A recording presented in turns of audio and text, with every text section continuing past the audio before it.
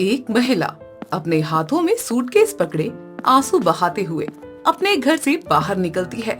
परिवार के लोग उसे रोकने की कोशिश कर रहे हैं। बस अब और नहीं, हर बार मेरी खुशियों पर पानी फेर देती हैं आप। क्या अधिकार है आपको मेरी जिंदगी को इस तरह नियंत्रित करने का? मेरा दम घुट रहा है इस घर में। मैं जा रही हूँ हमेशा के लिए। नहीं बेटी, मेरी गलती है। मेरे प्राण मत लो, तुम्हारे बिना ये घर सूना हो जाएगा। मैं तुम्हें खो नहीं सकती।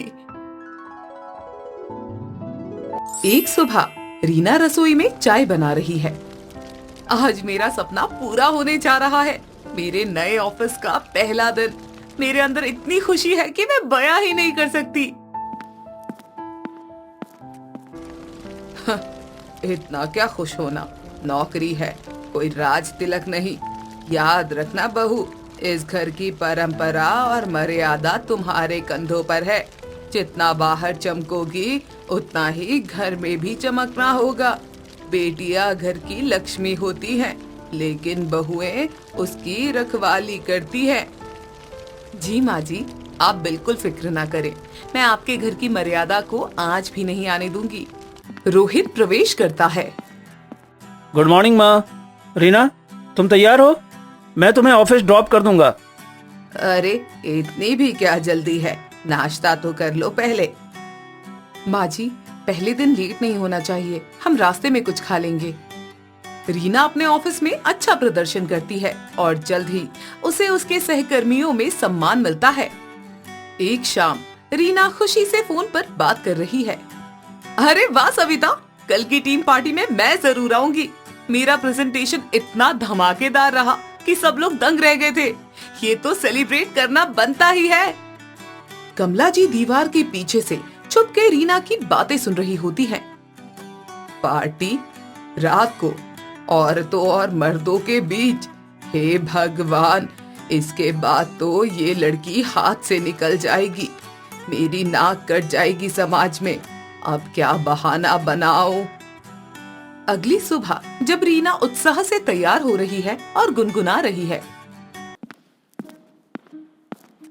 अरे बहू, बड़ी मुसीबत हो गई है।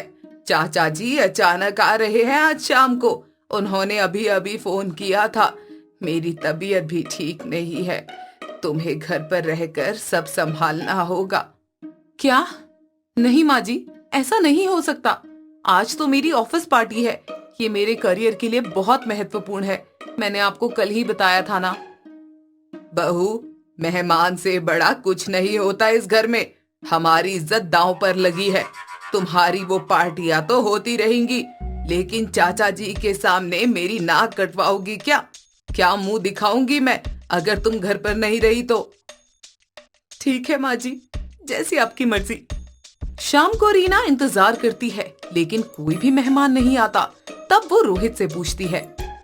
रोहित, आपके चाचा जी नहीं आए अभी तक? कौन चाचा जी? मुझे तो कुछ नहीं पता है। माँ, चाचा जी आने वाले हैं क्या? नहीं तो।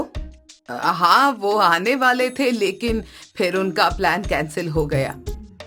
रीना को शक होता है, लेकिन वो कुछ नहीं कहती। कुछ हफ्ते बीत जाते हैं। रीना के ऑफिस में एक और पार्टी का आयोजन होता है। रीना यार, क्या हो गया है तुझे? तू पिछली 3 पार्टियों में नहीं आई है। सभी पूछ रहे हैं कि क्या हो गया है तुझे। मैनेजर भी कह रहे हैं कि तू टीम के साथ घुलती मिलती नहीं है। इस बार तो तुझे आना ही होगा, वरना तेरी प्रमोशन पे भी असर पड़ेगा। सविता, तू नहीं समझेगी यहाँ की परिस्थिति। मैं इस बार पूरी कोशिश करूंगी, पक्का वादा। घर पर रीना हिम्मत जुटाकर अपनी सास को बताती है। माँ जी, कल मेरे ऑफिस में एक बहुत ही महत्वपूर्ण पार्टी है। मेरे करियर का सवाल है। अगर मैं इसमें नहीं गई तो मेरी नौकरी खतरे में पड़ सकती है। आपसे विनती है, इस बार मुझे जाने दीजिए। क्या फिर से पार्टी? हे राम, अरे कल तो करवा चौथ है। तुम्हें व्रत रखना है और पूजा में शामिल होना है। तुम्हारे पति के लिए व्रत रखने की बजाय तुम पार्टियों में नाचोगी, और लोग क्या कहेंगे? पार्टी में क्या रखा है? माँ जी, आप झूठ बोल रही हैं। करवा चौथ तो अगले महीने है। हर बार की तरह बहाना बना रही है। क्यों करती है आप ऐसा? ओ हाँ हाँ, मेरा मतलब था छोटी दिवाली की तैयारी करनी है। दिए और रंगोली के लिए सामान भी तो लाना है। हाँ, यही मेरा मतलब था। रीना फिर से पार्टी मिस कर देती है। अब वो पूरी तरह परेशान हो चुकी थी। कुछ दिन बाद रीना को अपनी कंपनी से प्रमोशन मिलता है और उसके लिए एक दिन बाद बड़ी पार्टी आयोजित करने का फैसला होता है। लेकिन उसके दिमाग में ये डर होता है कि इस बार भी उसकी सास उसको पार्टी में नहीं जाने देंगी। इसलिए रीना अपने पति से बात करती है। सुनिए, मुझे अब सच्चाई जाननी है। आज माँ जी जरूर कोई बहाना बनाएंगी, लेकिन इस बार मैं उनका असली कारण जानकर ही रहूंगी। तुम क्या करना चाहती हो? मैं उन्हें बताऊंगी कि मैं पार्टी में जा रही हूँ, लेकिन वास्तव में मैं कहीं नहीं जाऊंगी और तुम छिपकर देखना कि वो क्या करती हैं। योजना के अनुसार वो अपनी सास को बताती है। माँ जी, आज मेरी प्रमोशन पार्टी है, मुझे जाना ही होगा। लेकिन बेटी। नहीं माँ जी, इस बार कोई बहाना नहीं चलेगा, मैं जा रही हूँ। रीना अपने कमरे में चली जाती है। रीना के जाने के तुरंत बाद कमला जी जल्दी से फोन उठाती है। हेलो सरला बहन, जल्दी से काम की बात सुनो। अभी इसी वक्त 3 लोगों को लेकर हमारे घर में आ जाओ। मेरी नई बहू फिर से उन रंगीन पार्टियों में जाने की जिद कर रही है। अरे बाप रे, अगर वो गई तो मेरा बेटा हाथ से निकल जाएगा। जल्दी आओ, बताना कि तुम अचानक मेहमान बनकर आए हो। जल्दी, मेरी इज्जत तुम्हारे हाथों में है अब। रोहित, जो छिपकर ये सब सुन रहा होता है, गुस्से से लाल होकर कमरे में घुसता है। माँ, ये क्या नाटक रचा रखा है आपने? अरे क्या अधिकार है आपको रीना के जीवन में इस तरह दखल देने का? क्यों हर बार उसे पार्टियों से रोकती हैं आप? मैं सब सुन चुका हूँ। अरे बेटा, वो मैं तो बस कुछ नहीं, वो तो। नहीं माँ, बस करिए ये नाटक। मुझे सच जानना है। मैं इसे और बर्दाश्त नहीं कर सकता। तभी रीना, जिसने अपनी चुन्नी से आंसू पोंछे हैं, उसकी आंखें लाल है। वो सब सुन चुकी है। रीना बेटी। नहीं माँ जी, मैं आपकी असलियत जानना चाहती थी। हर बार आप मेरे सपनों को कुचलती है। अब मैं जा रही हूँ अपने मायके। मुझे सांस लेने की आजादी तो मिलेगी कम से कम। नहीं बेटी, मत जाओ, मेरी इज्जत मिट्टी में मिल जाएगी। बस करो माँ, बस करो। आपकी ये मेलोड्रामा से किसी का भला नहीं होने वाला। सच बताइए, आखिर क्यों करती हैं आप ऐसा? क्या दुश्मनी है आपकी रीना से? दुश्मनी नहीं बेटा, डर। मुझे डर है। मेरे सीने में आग लगती है जब मैं सोचती हूँ कि रीना अगर इन पार्टियों में जाएगी तो वो हमसे दूर हो जाएगी। वो बदल जाएगी और हमेशा हमें छोड़ करके चली जाएगी, बिल्कुल वैसे ही जैसे तेरी भाभी ने किया था। याद है ना तुझे? वो भी तो ऐसे ही पार्टियों में जाती थी और फिर एक दिन। रीना, जो घर के बाहर दरवाजे के पास खड़ी थी, सब कुछ सुन रही थी, धीरे से वापस अंदर आती है। कमरे में सन्नाटा छा जाता है। सभी हैरान रह जाते हैं। माँ जी, मैं यही हूँ, मैं कहीं नहीं गई। तुम नहीं गई मेरी बेटी? तुम नहीं माँ जी, मैं बस आपकी वेदना को समझना चाहती थी, आपके दिल का दर्द जानना चाहती थी। माँ जी, मैं आपकी बेटी हूँ, बहू नहीं। मैं आपको, इस परिवार को कभी नहीं छोड़ूंगी। मेरा वादा है आपसे। मेरी बच्ची, मुझे माफ कर दे। तेरे पीछे तेरे भैया की पत्नी, वो शुरू में ऐसे ही थी जैसे तू है। वो भी नौकरी करती थी, पार्टियों में जाती थी। फिर एक दिन उसने हमें छोड़ दिया। बोली कि हमारी परंपराएं उसे जकड़ती है, वो आजाद होना चाहती है। मैं बस तुझे खोने से डरती थी। माँ जी, हर कोई एक जैसा नहीं होता। मैं अपने करियर और परिवार दोनों के लिए बराबर समर्पित हूँ। माँ, रीना पर भरोसा कीजिए। वो हमारा ख्याल रखने के साथ साथ अपने सपनों को भी पूरा कर सकती है। उसे एक मौका दीजिए माँ, खुद को साबित करने का। मुझे माफ कर दो बेटी, मेरा डर मेरे दिमाग पर हावी हो गया था। अब से मैं तुम्हारे सपनों में तुम्हारी साथी बनूंगी, बाधा नहीं। तुम्हारी खुशी में ही मेरी खुशी है। रीना खुशी से मुस्कुराते हुए अपनी सांस को फिर गले लगा लेती है।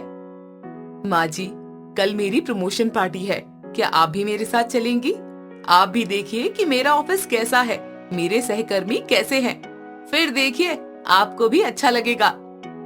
क्या सच में तुम मुझे अपने साथ ले जाओगी? बिल्कुल सच माँ जी, हम एक परिवार है। हम साथ में अपनी खुशियाँ भी मनाएंगे और गम भी बांटेंगे।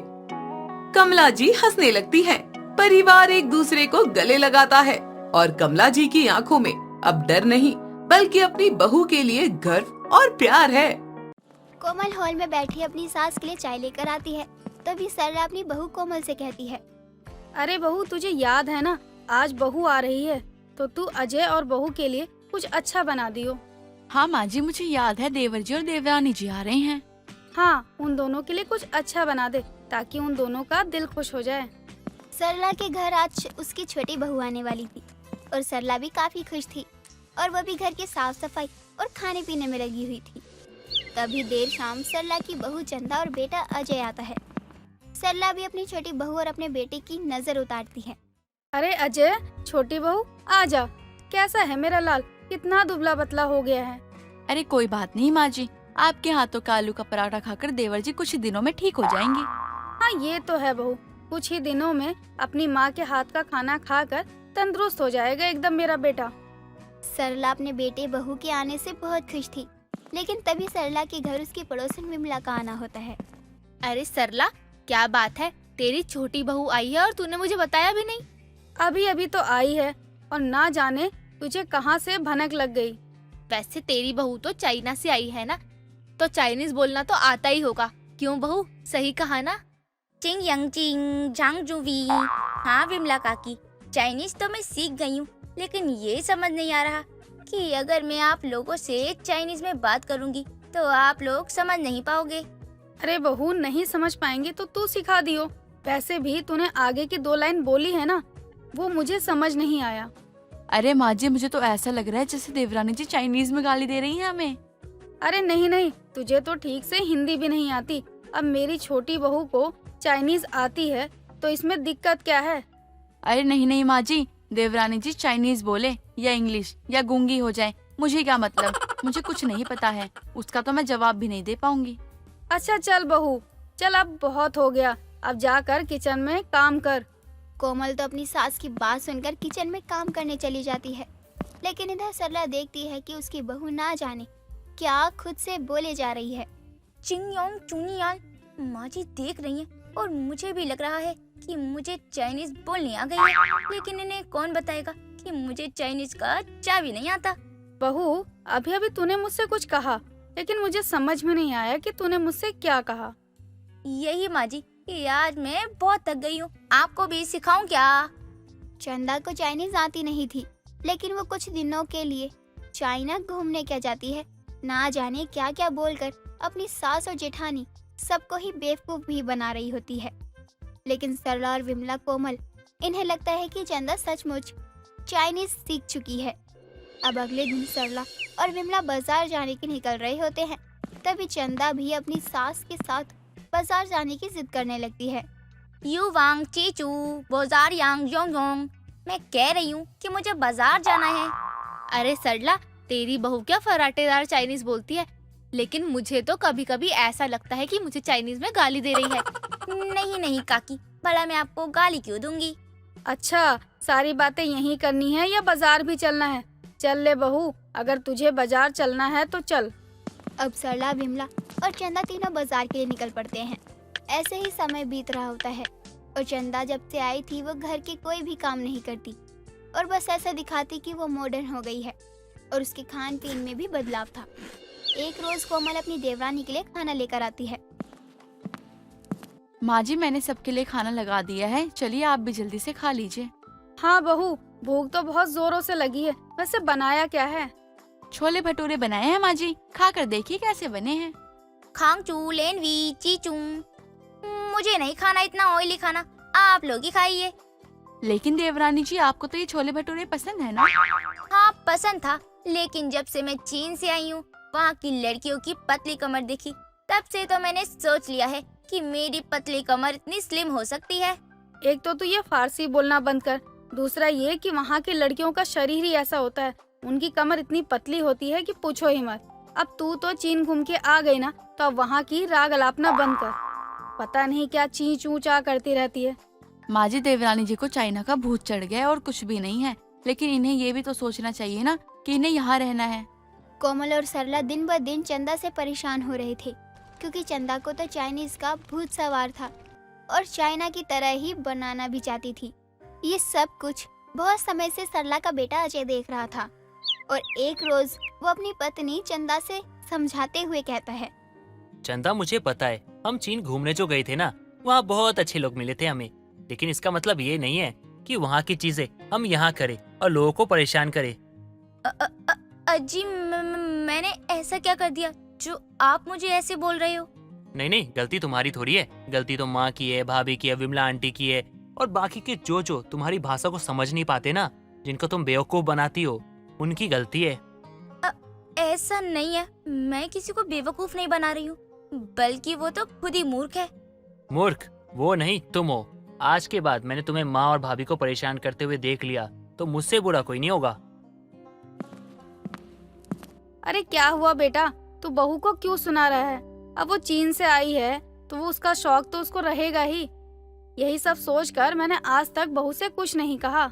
सरला ये बात बोल ही रही होती है, तभी वहाँ कोमल भी आ जाती है और कोमल भी अपनी देवरानी को समझाते हुए कहती है, देवरानी जी, आपको चीन के लोगों का रहन सहन पसंद है और आप यहाँ उनका रहन सहन अपनाना चाहती हैं, लेकिन मुझे ये पहले से ही पता था कि आपको चाइनीज बोलनी आती ही नहीं है। आप चाइनीज में कुछ भी बोले जा रही हैं, वो आपको भी नहीं पता था कि आप क्या बोल रही हैं। जब आप कमरे में ये बात अपने आप से कह रही थी तो मैंने सुन लिया था। थोड़ी सी शर्म आई है सुनकर? हाँ, देखा, सब जानते थे कि तुम उनके साथ क्या क्या कर रही हो, लेकिन किसी ने कुछ नहीं कहा।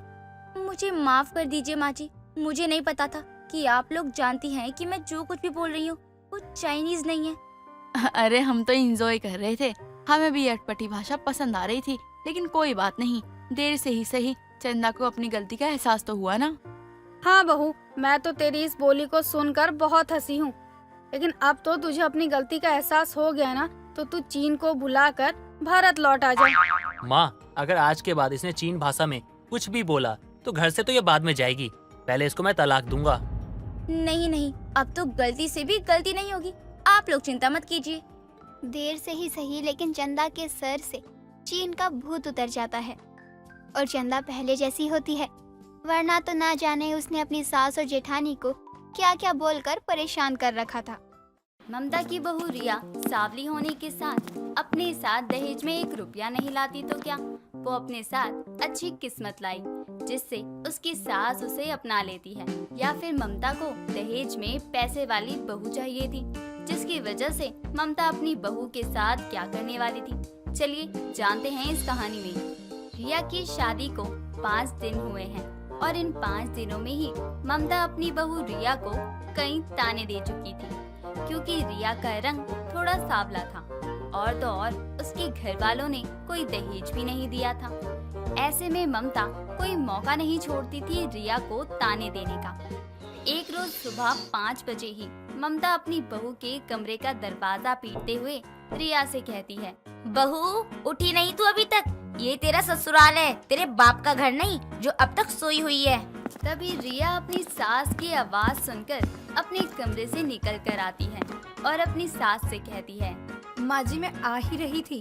हाँ हाँ मुझे पता है, चल अब जाकर खाना बना। रिया अपनी सास के कहने पर खाना बना रही होती है कि तभी कुछ समय बाद ममता को एक कॉल आता है, जो लड़के वालों का कॉल था, ममता की बेटी रूहानी के लिए, जिसका रिश्ता करीब 2 सालों से हो नहीं रहा था। और ये सुनकर ममता खुशी से अपने बेटे रोहित से कहती है, रोहित, अपनी रूहानी का रिश्ता पक्का हो गया, लड़के वाले मान गए हैं, उन्हें लड़की पसंद है।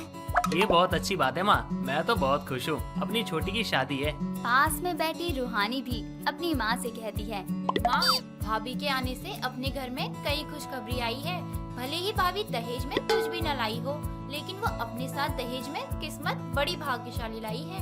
वो क्यों किस्मत लाएगी साथ? उसके आने से नहीं हुआ है ये सब, ये तो हमारे अच्छे कर्मों का फल है। माँ, मुझे भी लगता है कि रिया अपने साथ में दहेज में किस्मत लेकर आई है। जब इसका चेहरा ही इतना काला है तो उसकी किस्मत कौन सी अच्छी होगी? जैसी शक्ल वैसी किस्मत। माँ, अगर भाभी की जगह मैं होती तो भी क्या आप ऐसे ही बोलती? ऐसे कैसे हो जाती तू सांवली या फिर काली?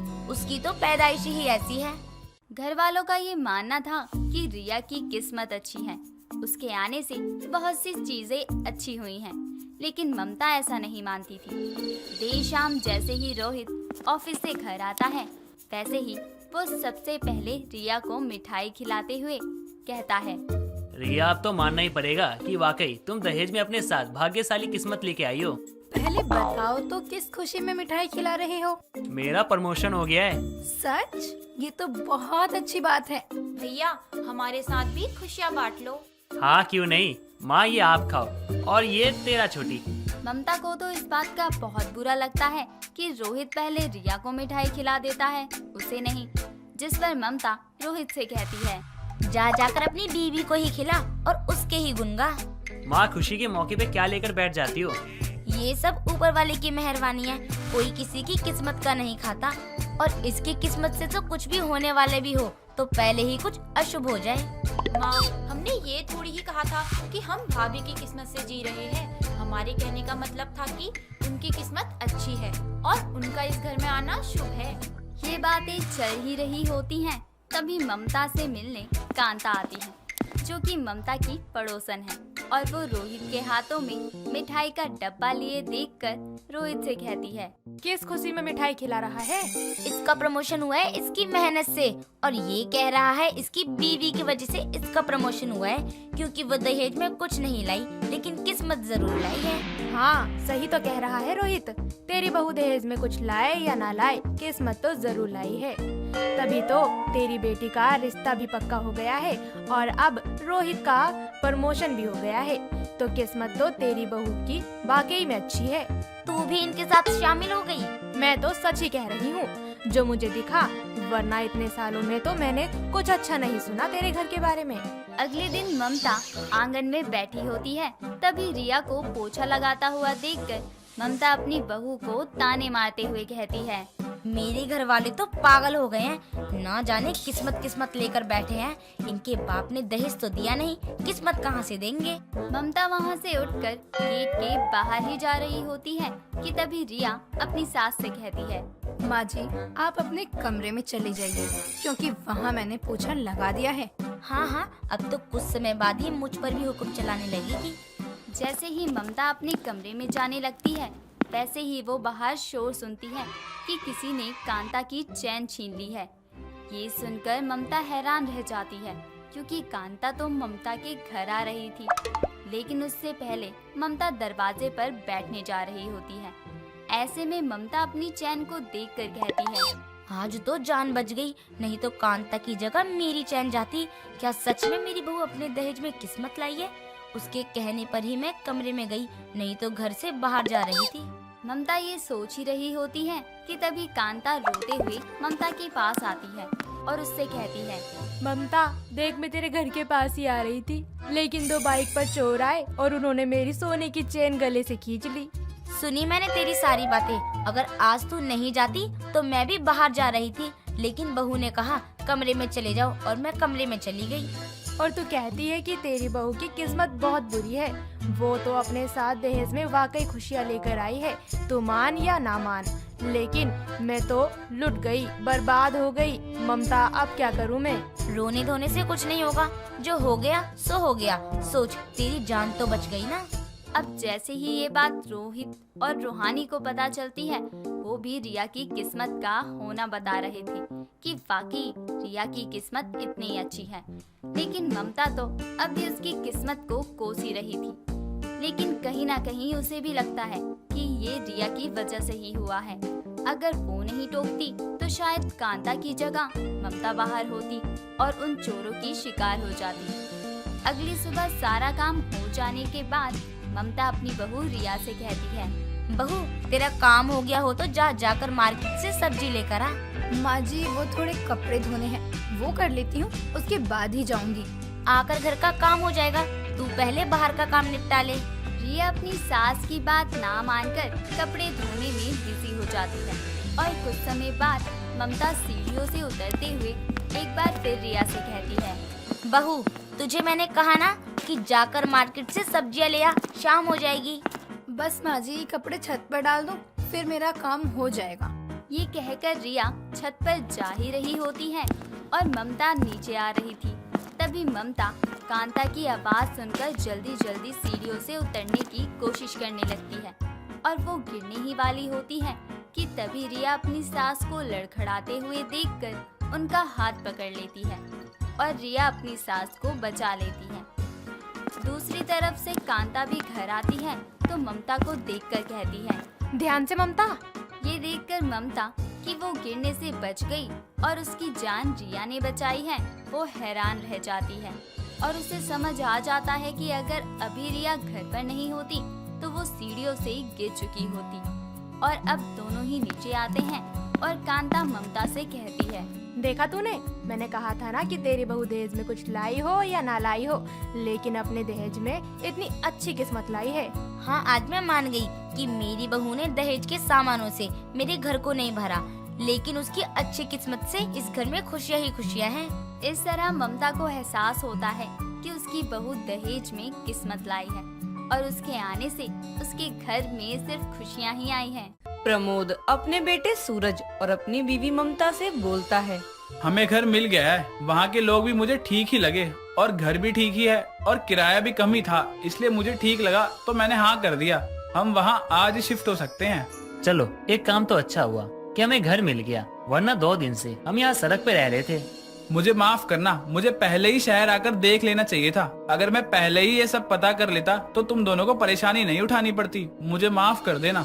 पापा, आप माफी क्यों मांग रहे हो? आपने तो हमारा ही भला सोचकर शहर आने का सोचा, और वैसे भी सबसे बड़ी परेशानी तो घर की थी, वो तो मिल ही गया ना।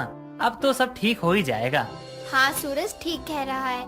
अच्छा जरा ये बताओ घर कैसा है, मतलब ठीक तो है ना? हाँ, घर तो ठीक ही है। हर जगह इतना किराया था, इसलिए मैंने बस एक कमरा ही लिया है। और वैसे भी हमारा घर तो बन ही रहा है ना, जैसे ही घर पूरा बन जाएगा हम वहाँ चले जाएंगे, ठीक है ना? क्या बस एक कमरा? तो मैं खाना कहाँ बनाऊंगी? खाना बनाने के लिए तो रसोई होनी चाहिए ना। ममता, जरा बात को समझो। गांव से हमें अचानक बस इसीलिए आना पड़ा क्योंकि हमारा घर बन रहा था और वो बिल्कुल भी अच्छे से नहीं बन रहा था, वरना तो हम घर बनने के बाद ही आते हैं, है ना? हाँ माँ, पापा बिल्कुल सही कह रहे हैं। हमें कौन सा वहाँ हमेशा के लिए रहना है, थोड़े दिन एडजस्ट कर लेंगे। घर बनाना जरूरी है ना, बस वो बन जाए फिर परेशानी खत्म हो जाएगी। लेकिन मैं खाना कहाँ बनाऊंगी? उन्होंने घर दिया है किराए पर, इसका मतलब ये थोड़ी ना है कि वो हमें किराए पर रसोई भी देंगे। आप भी ना बिना कुछ सोचे समझे कुछ भी कर लेते हो। ये घर हमारे घर के सबसे ज्यादा पास है, इसलिए मुझे ठीक लगा। और वैसे भी जिनसे मैंने कमरा किराए पर लिया है वो भी वही रहते हैं। नीचे उनका घर है, ऊपर वाला कमरा हमारा है। वहाँ कोई रसोई थी ही नहीं, इसलिए मैं क्या करता, बिना रसोई के ही मैंने कमरा ले लिया। माँ मेरी बात तो सुनो, कमरा तो है हमारे पास, तो आप कमरे में ही खाना बना लेना। दोनों बाप बेटे एक से बढ़कर एक हैं। जब कमरे में खाना बनेगा तो दोनों भागोगे कमरे से। ममता की बात तो सुन लेते हैं दोनों, लेकिन उसकी बातों पर ज्यादा गौर नहीं करते हैं और वहाँ पर रहने चले जाते हैं। 2 दिन तो ममता कमरे में ही खाना बनाती है, लेकिन जब सूरज और प्रमोद को कमरे में खाना बनाने से परेशानी होती है तो वो भी ममता की बात को समझते हैं। सबकी परेशानी देखकर ममता घर की मकान मालकिन सुनीता के पास जाती है और उनसे बोलती है, बहन जी आपसे एक मदद चाहिए थी। बोलो, अब क्या मदद चाहिए? देखिए, उस एक कमरे में रहना और खाना बनाना बहुत मुश्किल हो रहा है। अगर आप हमें अपनी रसोई भी किराए पर दे देती तो बहुत अच्छा हो जाता। आपको कोई परेशानी तो नहीं है ना? मुझे तो पहले ही पता था ये सब होना ही है, इसीलिए मैंने पहले ही बोल दिया था तुम्हारे पति को कि ना ले ये कमरा, लेकिन उन्होंने मेरी एक बात नहीं सुनी। अब भुगतो। और हाँ, मैं अपनी रसोई किराए पर नहीं दूंगी। बहन जी हमें किसी भी चीज में कोई परेशानी नहीं है, लेकिन रसोई नहीं है इसलिए थोड़ी दिक्कत हो रही है। आप हमें अपनी रसोई किराए पर दे देंगी तो हमारी भी परेशानी खत्म हो जाएगी। ठीक है, इतना बोल रही हो तो किराए पर दे देती हूँ रसोई, लेकिन रसोई में गंदगी बिल्कुल भी नहीं होनी चाहिए। अगर थोड़ी भी गंदगी दिखाई देती है तो आपके लिए अच्छा नहीं होगा। सुनीता ममता की बात को मान लेती है और अपनी रसोई ममता को किराए पर दे देती है। अगले दिन सुबह सुबह ममता रसोई का सारा सामान लेकर सुनीता की रसोई में जाती है। वहाँ सुनीता भी खाना बना रही होती है। सारा सामान देखकर सुनीता बोलती है, अरे अरे, ये क्या है? सारा सामान क्यों ले आई तुम? ये रसोई तुम्हें मैंने किराए पर दी है। हाँ बहन जी, किराए की रसोई है, तभी तो मैं यहाँ सामान भी ले आई। अब रसोई का सामान रसोई में ही होना चाहिए ना, इसलिए ही तो लेकर आई हूँ मैं। किराए की रसोई है ये, आपके पिताजी की नहीं, जो सारा सामान लेकर आ गई हो। जिसकी जरूरत है वो सामान लाओ और खाना बनाकर जाओ। खुद की रसोई नहीं है जो जब मन चाहा आ गई, ठीक है ना? लेकिन कल ही तो आपसे बात हुई थी और किराए की रसोई के लिए आप मान भी गई थी, तो आज आप ऐसे क्यों बात कर रही हो? यहाँ सारा सामान मैं आपसे पूछ कर ही तो लाई हूँ ना। नहीं, मैंने बस किराए की रसोई के लिए हाँ बोला था, ये नहीं कि तुम यहाँ किराए की रसोई के नाम पर अपना घर ही बसा रही हो। जाओ यहाँ से, पहले मैं खाना बना लूंगी, फिर तुम खाना बना लेना। और हाँ, खाना बनाने के बाद पूरी रसोई को भी अच्छे से साफ करना है तुम्हें, ठीक है ना? ठीक है, लेकिन आप थोड़ा जल्दी खाना बना लेना, क्योंकि सूरज को थोड़ा काम है बाहर, इसलिए उसे जाना है। और अब उसे ऐसे भूखे पेट तो भेज नहीं सकती ना, इसलिए। तुम्हारे बोलने से नहीं होगा यहाँ। जब मेरा खाना बन जाएगा तो बता दूंगी मैं, तभी आना। ये तुम्हारी किराए की रसोई है, तो तुम इस पर ज्यादा हक मत जताओ। सुनीता की बात ममता को तो बुरी लगती है, लेकिन मजबूरी में ममता को सुनीता की बात से सहमत होना ही पड़ रहा था और वो सुनीता की बात मान लेती है। जब सुनीता रसोई से बाहर जाती है, उसके बाद ही वहाँ जाकर ममता खाना बनाती है। ऐसा कई दिनों तक चलता रहता है और किराए की रसोई में खाना बनाना ममता के लिए दिन प्रतिदिन और भी मुश्किल होता जा रहा था। ऐसे ही कुछ दिनों बाद जल्दबाजी में ममता खाना बनाने के बाद रसोई को बिना साफ किए ही वहाँ से चली जाती है। बाद में जब वहाँ सुनीता आती है और ऐसे बिखरी हुई रसोई देखती है तो ममता के पास जाती है और बोलती है, ममता, तेरी रसोई किराए की थी, लेकिन तुझे पता है ना मैंने तुझे रसोई किराए पर क्यों दी थी? हाँ पता है, आपने मेरे बोलने पर ही मुझे किराए पर रसोई दी थी, लेकिन आप ऐसे अचानक से क्यों पूछ रही हो? क्या हो गया ऐसा भी? हुआ ये है कि तू रसोई को गंदा ही छोड़कर आ गई है। तुझे मैंने बोला था ना, किराए की ही भले, लेकिन रसोई तो तेरी ही है, साफ करना तेरा फर्ज बनता है ना, तो साफ क्यों नहीं किया तूने? अगर आप ये बात मुझे बोल रही हो तो ये बात आपको भी पता होनी चाहिए कि किराए की रसोई ही सही, लेकिन मेरी भी रसोई है ना, तो मैं इसे अभी साफ करूं या थोड़ी देर बाद साफ करूं, इसमें मेरी भी तो मर्जी होगी ना। अच्छा, अब तू मुझे तेवर भी दिखा रही है। ये तेवर तब कहाँ गए थे जब तू मुझे रसोई किराए पर लेने आई थी? तब तो बड़ी मिन्नत कर रही थी कि रसोई किराए पर दे दो, और जब मिल गई तो ठाट भी चाहिए। देखिए, अब ना आपका ज्यादा हो रहा है। मैं रोज ही रसोई को साफ कर देती हूँ, लेकिन आज मुझे कुछ काम था इसलिए मैं नहीं कर पाई। तो आप मुझे इतना क्यों सुना रही हो? आप खुद ही क्यों नहीं कर देती? आपकी भी तो रसोई है ना, तो खुद ही कर लो साफ, अपना टाइम भी बच जाएगा। मुझे तो ऐसा लग रहा है ना कि तुझे किराए पर रसोई देकर मैंने भी कोई बड़ी गलती कर दी। तभी तो देखो, किराए की रसोई मिलते ही तेवर भी बदल गए तेरे। तो तेवर मेरे नहीं, आपके बदले हैं। किराए की रसोई थी मेरी, लेकिन आप तो ऐसे बर्ताव कर रही थी मेरे साथ जैसे मैं रसोई को साफ करने वाली हूँ, जबकि हम आपको किराए के पैसे भी दे देते हैं। दोनों में काफी देर तक बहस होने लगती है और धीरे धीरे बात भी आगे बढ़ने लगती है। बात लड़ाई में बदल ही रही होती है कि तभी वहाँ प्रमोद और सूरज आ जाते हैं। दोनों को ऐसे बहस करता देख प्रमोद बोलता है, आप दोनों ऐसे बहस क्यों कर रहे हो? देखिए ना, हमारी ही किराए की रसोई थी और हमें ही सुना रही है। हमने किराए पर ली है तो हम पैसे भी तो देते हैं ना, लेकिन ये तो हमारे संग ऐसे बर्ताव कर रहे हैं जैसे हमें खरीद ही लिया हो इन्होंने। अच्छा, अब रसोई किराए की है तो सुनना भी पड़ेगा ना। पहले तुम्हारे पति ने आकर कमरे की बात बोली थी और फिर तुम आकर मेरी रसोई को किराए पर लेने की बात बोल रही हो, तो मैं कुछ बोलूं भी ना? ठीक है आंटी, किराए की रसोई थी ना, तो अब हमने अपनी रसोई और घर दोनों ही ले लिया है, तो अब हम वहीं शिफ्ट हो जाएंगे। चलो, इतनी सारी परेशानी में एक चीज तो अच्छी ही हुई है, अब हम अपने घर जा रहे हैं। ममता अपने परिवार के साथ अपने घर में रहने के लिए चली जाती है और इतने दिनों तक किराए की रसोई में खाना बनाना ममता को बहुत भारी पड़ता है। दोस्तों, अगर आपको ये कहानी पसंद आई तो इसे लाइक करें, शेयर करें और कमेंट करके बताएं कि कहानी में आपको सबसे अच्छा क्या लगा।